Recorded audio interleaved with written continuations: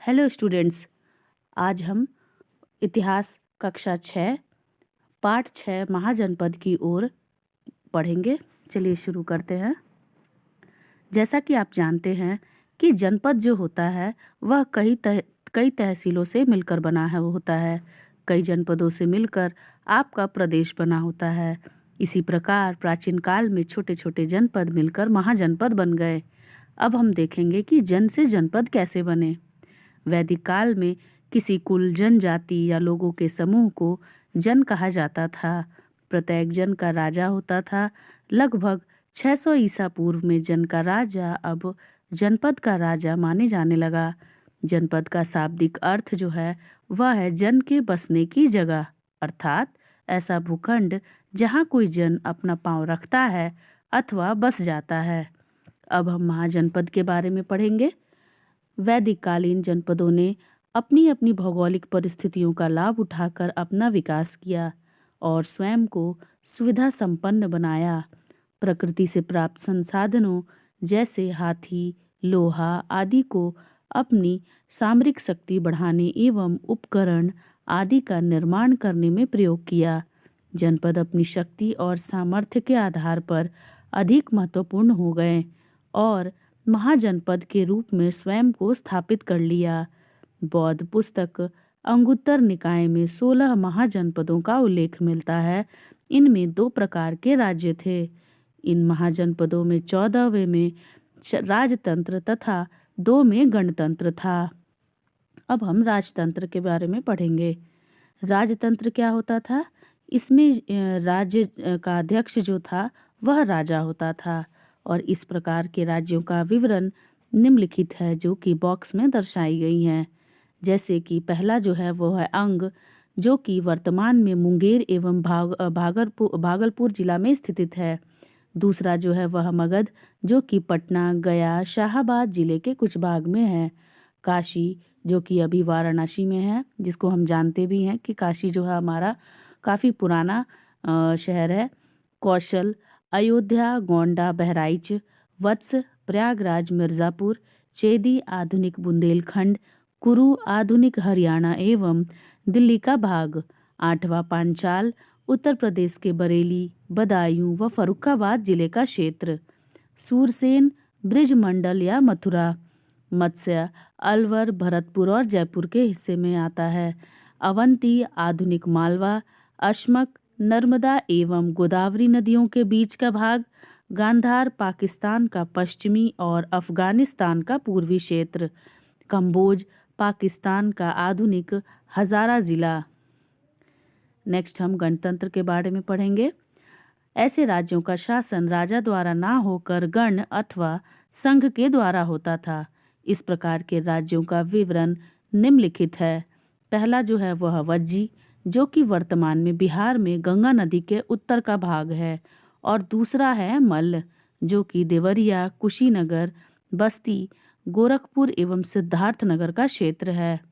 गणतांत्रिक व्यवस्था वाले महाजनपद वज्जी की राजधानी के रूप में वैशाली का विशिष्ट राजनीतिक महत्व था। यह संपूर्ण वज्जी परिसंघ का मुख्यालय था। तो यहाँ पे जो वैशाली थी वो राजधानी और परिसंघ का मुख्यालय था। इन 16 महाजनपदों में 4 जो थे वह अत्यंत शक्तिशाली थे। वो कौन कौन से थे? कौशल, वत्स, मगध और अवंती। अतः ये प्रमुख महाजनपद कहलाए और इनमें से भी जो 2 प्रमुख थे वो कौन से थे? मगध और अवंती, जो कि ज़्यादा महत्वपूर्ण सिद्ध हुए। अब हम प्रशासन, समाज और लोगों के जीवन में क्या बदलाव आया ये चर्चा करेंगे। महाजनपद काल में राजा की शक्ति बढ़ गई थी। अब वह अति विशिष्ट व्यक्ति बन गया था और वह समाज का रक्षक था।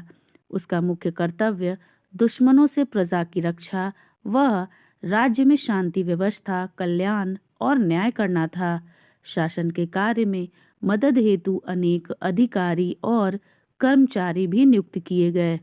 राजाओं की प्रवृत्ति अपने राज्य को बढ़ाने में थी, इसीलिए उन्हें बड़ी बड़ी सेनाएं भी रखनी पड़ती थी। राजा सेना का प्रमुख होता था तथा वहीं युद्ध में सेना का संचालन करता था। राज्य की आय के लिए प्रजा से कर वसूला जाता था और व्यापार के द्वारा भी आय प्राप्त होती थी। इस समय वस्तुओं की खरीद एवं बिक्री रुपए पैसे द्वारा होने लगी थी। बड़ी बड़ी सड़कों से व्यापार में काफ़ी वृद्धि होने लगी थी। ईरान, मध्य एशिया और दक्षिण पूर्व एशिया से व्यापारी भारत आते थे। शिल्पकार और व्यापारियों ने व्यापार के विकास के लिए समूह और संगठन भी बनाए। इसके बाद कैसे बने शहर, इस पे हम चर्चा करेंगे। इस युग में पहले की अपेक्षा एक और बड़ा बदलाव देखने को मिलता है, वह था शहरों का विकास। इन शहरों का विकास प्रायः शिल्प केंद्रों, व्यापारिक केंद्रों और राजधानियों के आसपास हुआ। प्रारंभ में कुछ गांव ऐसे थे जिनमें शिल्प कार्य अधिक विकसित अवस्था में था। धीरे धीरे यह कुशल शिल्पी एक स्थान पर एकत्र होकर रहने लगे और ये स्थान गांव एवं शहर के रूप में बदलते गए। इन कुशल शिल्पियों ने एक स्थान पर रहकर काम करना इसीलिए पसंद किया क्योंकि इन्हें कच्चा माल प्राप्त करने और तैयार की हुई चीज़ों को बेचने में अधिक सुविधा होती थी। इस तरह से विभिन्न व्यवसायों के पुत्र अपने पिता से सीखता और व्यवसाय करता था। विभिन्न प्रकार के शिल्प कार्य करने वाले के अलग अलग वर्ग बन गए, जैसे कि धीरे धीरे इनका कार्य जो था वह वंशानुगत हो गया और समाज में अधिक जटिलता एवं कठोरता व्याप्त हो गई। अब हम मगध साम्राज्य के बारे में पढ़ेंगे, जो कि इन छोटे छोटे राज्यों में एकता का अभाव था। एक राज्य दूसरे राज्य से अधिक शक्तिशाली बनना चाहते थे। इस कारण इनमें आपस में संघर्ष होता रहता था। बड़े राज्य छोटे राज्यों को हड़पते चले गए, बिल्कुल वैसे ही जैसे कि बड़ी मछली छोटी मछली को निगल जाती है। ये वे अपना राज्य क्षेत्र तथा प्रभाव बढ़ाने के लिए कई तरीके अपनाते थे, जैसे दूसरे राज्यों से मित्रता करना, शादी से रिश्ते बनाना, संधि करना या फिर सीधे आक्रमण करना। इस प्रकार एक राज्य दूसरे राज्यों से मिलते चले गए। अंत में मगध जो था वह सबसे शक्तिशाली साम्राज्य हो गया। साम्राज्य का शाब्दिक अर्थ क्या होता है? जैसा कि हम जानते हैं, जब राजा अपने राज्य की सीमा का अत्यधिक विस्तार कर लेता है तो उनके राज्य को साम्राज्य कहा जाता है। 6ठी शताब्दी ईस्वी पूर्व से नंदों की साम्राज्य की स्थापना तक मगध में क्रमशः 3 राजवंशों का शासन हुआ। पहले जो थे वो हर्यक वंश, दूसरे शिशुनाग वंश और तीसरे नंद वंश। इनका शासन काल लगभग 220 वर्षों तक रहा। धननंद नंद वंश का अंतिम शासक था, जिसके शासनकाल में सिकंदर का भारत पर आक्रमण हुआ था। मगध साम्राज्य के शासकों ने अपने साम्राज्य के और विस्तार की नीति अपनाई। उनके पास एक विशाल सेना थी, जिसमें हजारों घुड़सवार और हाथी भी थे। यही कारण है कि मगध राज्य एक विशाल साम्राज्य बन सका। अब हम यहाँ सिकंदर और पुरु में युद्ध के बारे में जो यहाँ पर चित्र द्वारा दर्शाया गया है, इसे देखेंगे। तक्षशिला के राजा आम्भी ने सिकंदर को भारत पर आक्रमण करने का आमंत्रण दिया। पुरु का राज्य झेलम और रावी नदियों के बीच में था।